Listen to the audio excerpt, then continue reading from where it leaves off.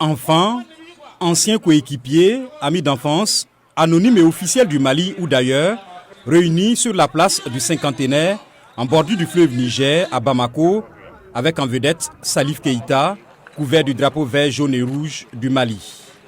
Star, le premier ballon d'or africain de 1970 l'a été et il l'est pour son dernier et ultime voyage. Au premier plan, ses anciens coéquipiers de l'AS Real de Bamako, où Keïta a fait ses débuts à 16 ans. Dire que c'est un grand homme, ce serait un euphémisme.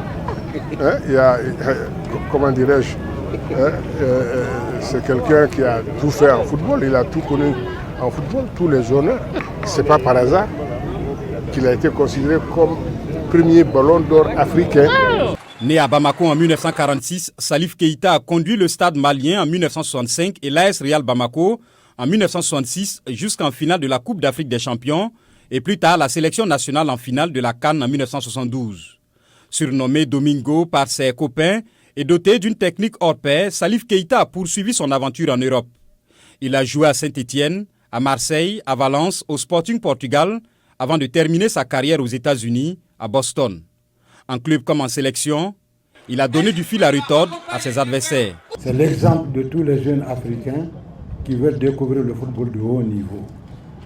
C'est vrai qu'il est parti en France pour exposer ses talents, mais il a apporté aussi beaucoup de choses à l'Afrique parce que les différentes confrontations en équipe nationale, Salif était toujours là, il répondait présent. Après sa carrière sportive, Salif Keïta a investi dans l'hôtellerie avant de fonder le premier centre de formation de football de son pays, d'où sont sortis des talents comme Mamadou Diarra et son neveu Seydou Keïta. Il a été ministre délégué au début des années 1990 et a dirigé la Fédération nationale dans les années 2000. Il quitte définitivement ses fans et les siens, mais son héritage reste à jamais. Quand il jouait, nous on n'était pas là, on était gosses. Mais le Mali a fait 22 ans ça à une CAN.